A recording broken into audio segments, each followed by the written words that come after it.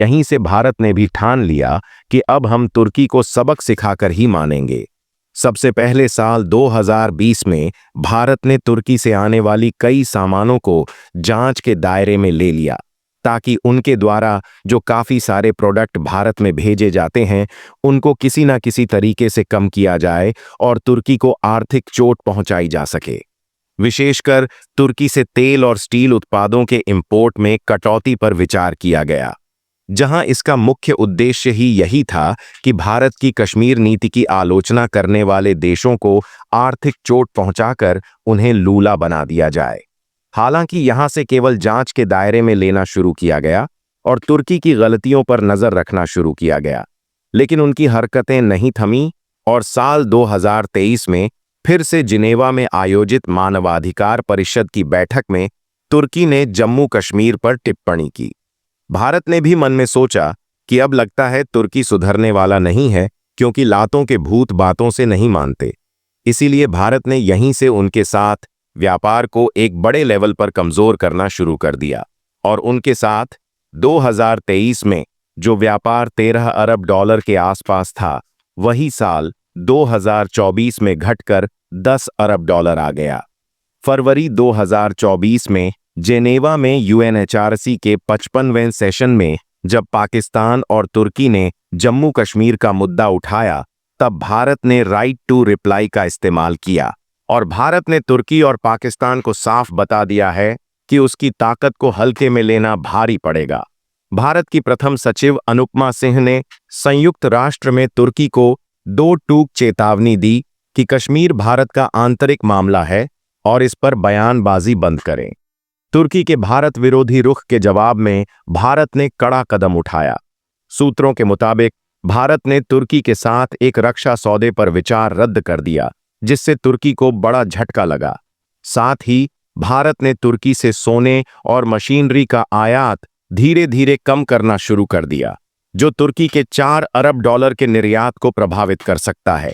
इधर भारत ने तुर्की के पड़ोसी आर्मेनिया को अपना रणनीतिक दोस्त बनाया। भारत ने आर्मेनिया को आकाश मिसाइल और पिनाका रॉकेट की सप्लाई तेज कर दी, जिससे तुर्की के सहयोगी अजरबैजान की नींद उड़ गई। हाल ही में भारत ने आर्मेनिया को मिसाइलों की दूसरी खेप भेजने का ऐलान किया, जो तुर्की के लिए खतरे की घंटी है। तुर्की भले ही पाकिस्तान को ड्रोन और हथियार देकर भारत पर दबाव बनाने की कोशिश करे, लेकिन भारत आर्मेनिया के जरिए तुर्की को सीधा जवाब दे रहा है। अगर तुर्की ने गलत कदम उठाया तो भारत उसका बाजार और कूटनीतिक रसूख दोनों हिला सकता है। तो अब भारत का अगला कदम क्या होना चाहिए? क्या भारत को तुर्की के खिलाफ भी पाकिस्तान जैसा रुख अपनाना चाहिए, या इससे भी बड़ा कोई रणनीतिक कदम? भारत ने ऑपरेशन सिंदूर से दुनिया को बता दिया कि उसकी ताकत के आगे कोई नहीं टिक सकता। इस ऑपरेशन ने सारी दुनिया के नक्शे को हिला दिया और साफ कर दिया कि कौन भारत का सच्चा दोस्त है और कौन पाकिस्तान का पिट्ठू। जहां एक तरफ पाकिस्तान बौखलाहट में डूबा है, तो वहीं उसका साथी तुर्की अब भी भारत के खिलाफ जहर उगल रहा है। लेकिन तुर्की शायद भूल रहा है कि भारत के पास उसकी कमजोर नस दबाने का पूरा दम है। भारत ने तुर्की को ब्रिक्स में घुसने से रोककर और ग्रीस, साइप्रस, आर्मेनिया जैसे उसके विरोधियों के साथ दोस्ती गहरी करके कड़ा संदेश दे दिया है। इतना ही नहीं, भारत तुर्की से सोने और मशीनरी का आयात घटाकर उसके व्यापार को झटका दे सकता है। उधर पाकिस्तान की अर्थव्यवस्था तो कब का डूब चुकी है और तुर्की की मुद्रास्फीति 60% के पार पहुंचकर आसमान छू रही है। फिर भी ये दोनों भारत से टकराने की नाकाम कोशिश कर रहे हैं। ऑपरेशन सिंदूर में भारत के मिसाइलों ने पाकिस्तान के सारे हथियार और तुर्की की ड्रोन तकनीक को धूल चटा दी। तो अब सवाल ये है कि भारत तुर्की को सबक सिखाने के लिए कौन से बड़े कदम उठाने जा रहा है? क्या भारत तुर्की को इस्लामिक दुनिया में अकेला छोड़ देगा? और क्या है वो गुप्त रणनीति जिससे भारत दोनों को घुटनों पर लाएगा? पूरी अपडेट को इस वीडियो में आसान शब्दों में समझते हैं। लेकिन आगे बढ़ने से पहले अगर आपने अभी तक वीडियो को लाइक और चैनल को सब्सक्राइब नहीं किया है, तो प्लीज चैनल को सब्सक्राइब कर लीजिए, क्योंकि इसमें आपका सिर्फ 1 सेकंड का समय लगेगा, लेकिन इससे हमारी काफी बड़ी मदद होती है।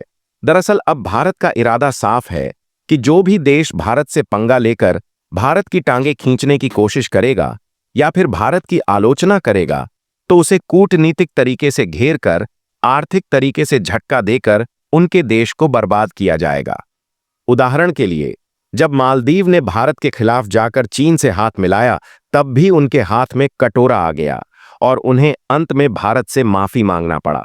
और तो और, जिन सामानों को चीन और तुर्की से खरीदने का फैसला किया था, उन सामानों को वापस से उन्होंने भारत से खरीदना शुरू किया। क्योंकि आपको याद हो कि जब मालदीव ने भारत के खिलाफ कदम उठाना शुरू किया, तो भारत के लोगों ने एकजुट होकर मालदीव को बॉयकॉट करना शुरू कर दिया, जिससे उनके यहाँ भारत के टूरिस्ट ने जाना बंद कर दिया और उनकी जो इकोनॉमी थी वह सड़क पर आ गई।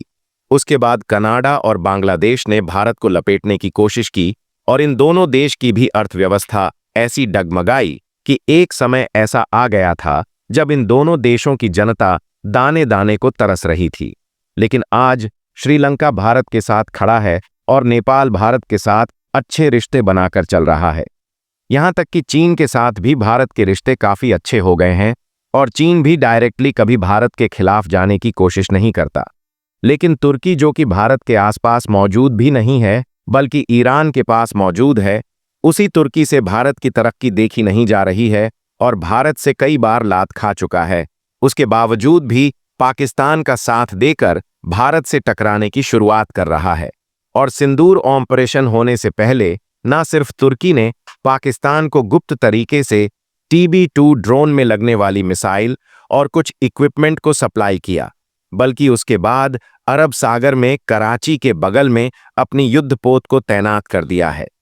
आपको बता दूं कि कुछ रिपोर्ट दावा कर रही है कि ऑपरेशन सिंदूर के बाद तुर्की ने अपने कदम पीछे हटाते हुए कराची में भेजे गए युद्धपोत को वापस ले जाने का फैसला लिया है। लेकिन यह न्यूज़ पूरी तरीके से फर्जी है और उल्टा तुर्की अभी पाकिस्तान के साथ कंधा से कंधा मिलाकर खड़ा है। तुर्की के साथ साथ उनके साथी अजरबैजान ने भी ऑपरेशन सिंदूर के बाद पाकिस्तान का सपोर्ट दिखाया। अब चलिए बात करते हैं कि तुर्की के खिलाफ कौन कौन से कदम अब तक भारत उठा चुका है और फिलहाल में भारत किस तरीके से तुर्की को घुटनों पर ला सकता है। देखिए, भारत और तुर्की के बीच राजनैतिक संबंध 1948 में स्थापित हुए थे और आमतौर पर यह संबंध गर्मजोशी और सौहार्दपूर्ण रहे हैं। भारत न सिर्फ तुर्की में बिलियंस ऑफ डॉलर के सामानों को हर साल बेचता था, बल्कि उसे कई गुना सामानों को तुर्की भारत की मार्केट में भेज रहा था। लेकिन जब साल 2019 में पाकिस्तान के आतंकियों ने भारत पर पुलवामा हमला किया, तो तुर्की ने यहीं से कश्मीर के मुद्दे पर तीखी टिप्पणी करते हुए पाकिस्तान का साथ दिया और यहीं से भारत ने भी ठान लिया कि अब हम तुर्की को सबक सिखाकर ही मानेंगे।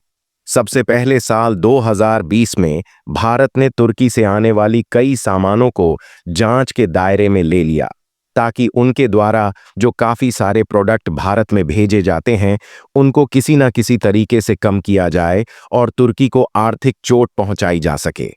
विशेषकर तुर्की से तेल और स्टील उत्पादों के इंपोर्ट में कटौती पर विचार किया गया, जहां इसका मुख्य उद्देश्य ही यही था कि भारत की कश्मीर नीति की आलोचना करने वाले देशों को आर्थिक चोट पहुंचाकर उन्हें लूला बना दिया जाए। हालांकि यहां से केवल जांच के दायरे में लेना शुरू किया गया और तुर्की की गलतियों पर नजर रखना शुरू किया गया, लेकिन उनकी हरकतें नहीं थमीं और साल 2023 में फिर से जिनेवा में आयोजित मानवाधिकार परिषद की बैठक में तुर्की ने जम्मू कश्मीर पर टिप्पणी की। भारत ने भी मन में सोचा कि अब लगता है तुर्की सुधरने वाला नहीं है, क्योंकि लातों के भूत बातों से नहीं मानते।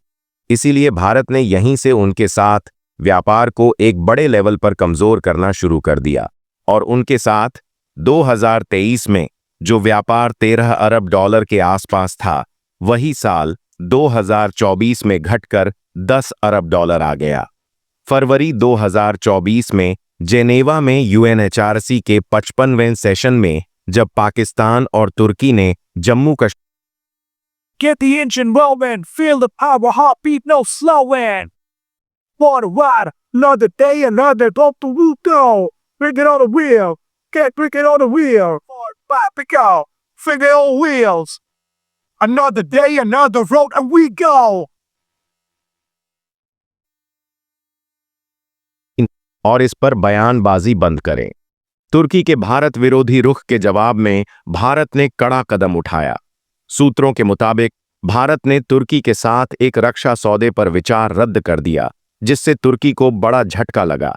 साथ ही भारत ने तुर्की से सोने और मशीनरी का आयात धीरे धीरे कम करना शुरू कर दिया, जो तुर्की के 4 अरब डॉलर के निर्यात को प्रभावित कर सकता है। इधर भारत ने तुर्की के पड़ोसी आर्मेनिया को अपना रणनीतिक दोस्त बनाया। भारत ने आर्मेनिया को आकाश मिसाइल और पिनाका रॉकेट की सप्लाई तेज कर दी, जिससे तुर्की के सहयोगी अजरबैजान की नींद उड़ गई। हाल ही में भारत ने आर्मेनिया को मिसाइलों की दूसरी खेप भेजने का ऐलान किया, जो तुर्की के लिए खतरे की घंटी है।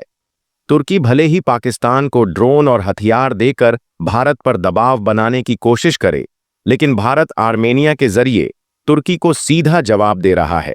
अगर तुर्की ने गलत कदम उठाया तो भारत उसका बाजार और कूटनीतिक रसूख दोनों हिला सकता है। तो अब भारत का अगला कदम क्या होना चाहिए? क्या भारत को तुर्की के खिलाफ भी पाकिस्तान जैसा रुख अपनाना चाहिए, या इससे भी बड़ा कोई रणनीतिक कदम? भारत ने ऑपरेशन सिंदूर से दुनिया को बता दिया कि उसकी ताकत के आगे कोई नहीं टिक सकता। इस ऑपरेशन ने सारी दुनिया के नक्शे को हिला दिया और साफ कर दिया कि कौन भारत का सच्चा दोस्त है और कौन पाकिस्तान का पिट्ठू। जहां एक तरफ पाकिस्तान बौखलाहट में डूबा है, तो वहीं उसका साथी तुर्की अब भी भारत के खिलाफ जहर उगल रहा है।